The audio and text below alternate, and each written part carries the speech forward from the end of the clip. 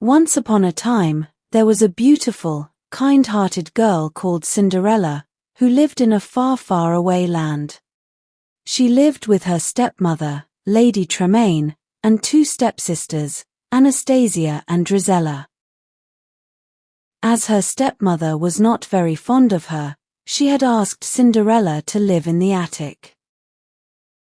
Two cute little mice named Gus and Jack and the chirping birds became her best friends in her new room. Her stepmother and stepsisters made her do all their household chores. Cinderella woke up early in the morning when it was still all dark to start the fire for their household. She cooked all meals, worked in the kitchen, and kept the fire going to warm their house. Poor Cinderella used to get ashes and cinders all over her clothes and body from the fire. People say her real name was Ella, but her stepsisters and stepmother called her Cinderella as she always had cinders on her clothes. Anastasia and Drizella were arrogant and quarrelsome. They never happened to like Cinderella much and made her life miserable. They made her run on errands for them. Cooking, sewing, and cleaning were all done by Cinderella. Lady Tremaine enjoyed seeing Cinderella work so hard. She cunningly gave extra work to Cinderella, like asking her to bathe her cat, Lucifer. She did everything that she could to make Lady Tremaine, Anastasia, and Drizella happy. One fine morning, the king's messengers came riding on their horses and announced that the king and the queen had invited all the maiden ladies of the kingdom to a royal ball. The king and the queen were to find the prince a lovely bride. The young ladies were overjoyed with this news. They started to decide on their best ball gowns and jewelry. Soon, the king's messenger arrived at Cinderella's home and handed over the invitation to the ball. Lady Tremaine now ordered Cinderella to stitch two beautiful new gowns for Anastasia and Drizella for the royal ball. She kept Cinderella busy with more chores so that she wouldn't be going to the ball. Cinderella wished to go to the ball as well. So, she found her mother's old dress from her trunk. She thought to herself that she could make the dress into a beautiful new one fit for the royal ball. Soon, the day of the royal ball arrived, and Anastasia and Drizella were dressed up in the beautiful gowns stitched by Cinderella. Meanwhile, in the attic, Gus and Jack, the two little mice, and the birds had turned Cinderella's mother's old dress into a beautiful one. They had used the ribbons and beads thrown away by Cinderella's stepsisters to make Cinderella's dress. Cinderella was very happy to see her new dress done by the mice and the birds. She thanked her little friends and thought to herself that she could go to the ball now. But her stepsisters flew into a terrible rage when they saw her in that beautiful dress. They pulled out the ribbons and beads to destroy her dress. They ripped off the beautiful dress that Cinderella wore. Lady Tremaine did not stop her daughters. Instead, she watched them destroy Cinderella's dress. She left for the ball with her two daughters in a fine carriage, and Cinderella was left all alone in the house. She felt bad and went to the garden. She started to weep when she looked at her mother's dress ripped. She softly said to herself, "I wish I could also go to the ball." Suddenly, a fairy godmother appeared in front of Cinderella. She told her that she showed up to make Cinderella's wish come true. The fairy godmother touched Cinderella's head with her wand and Cinderella was all clean and pretty right away. Her messy hair was tucked up nicely in a golden band. With another tap of the wand, Cinderella's dress was turned into a gorgeous gown.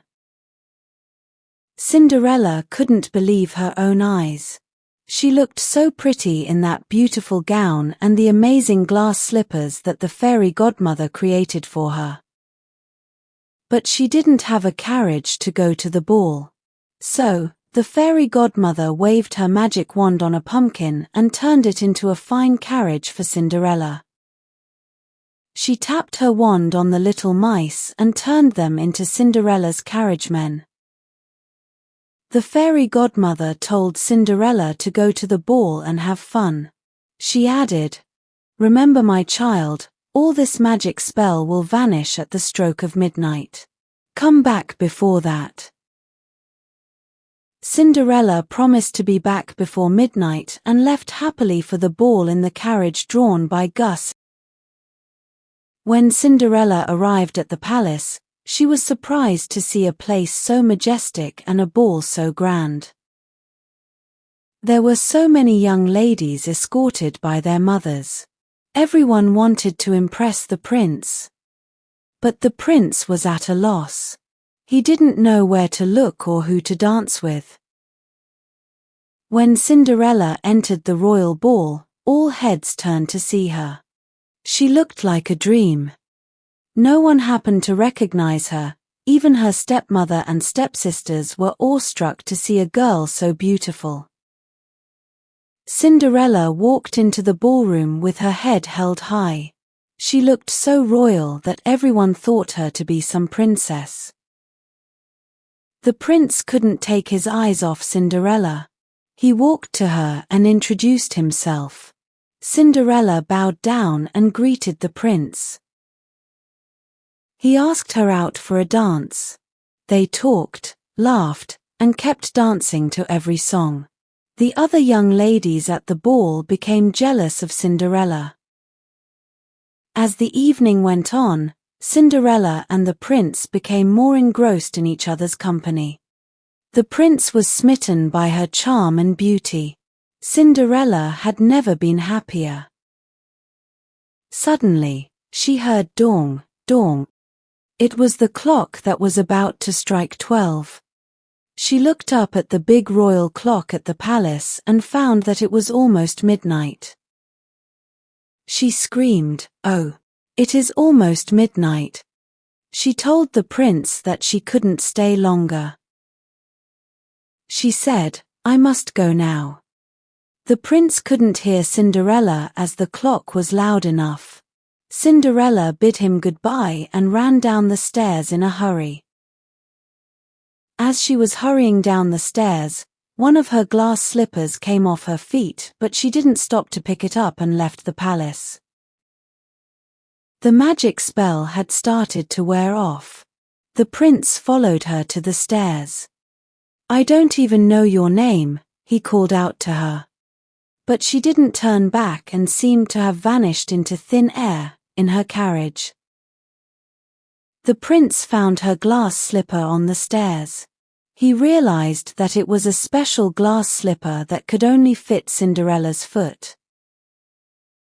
So the next day, he started to look for the other slipper. He went from one house to another and tried to find the right fit for the glass slipper. All the young ladies were trying to wear the glass slipper, but it didn't fit any of them. Finally, the prince arrived at Cinderella's house. Lady Tremaine's daughters were all ready to try the glass slipper, but it didn't fit their feet. The prince asked if there was any other young lady in the house. Though they refused to tell the prince about Cinderella, he found her working in the house. He got down on his knee and insisted she tried the glass slipper. It was a perfect fit for Cinderella's foot. The prince was overjoyed to have found his love. He didn't care about the cinders on her hair but looked into her eyes. "I found you," he said, and took Cinderella off with him. Lady Tremaine and her two daughters grew red with anger, and Cinderella's friends Gus and Jack rejoiced. The prince married Cinderella and they lived happily ever after, in the palace. In this Princess Cinderella story, Cinderella has always been good despite the difficulties she faced. The prince found her though she had cinders all over her dress and hair. He fell in love with her innocence and goodness. Cinderella's miserable days came to an end. She got married to the prince and they lived happily ever after. The moral is that good people are always rewarded at the right time. If you enjoyed this story and found it interesting, please like this video and share your thoughts in the comments below. Don't forget to subscribe to our channel for more exciting stories. Your engagement helps us create more content that resonates with you and our community. Thank you for joining us. Until next time, keep reading, keep growing, and never stop exploring.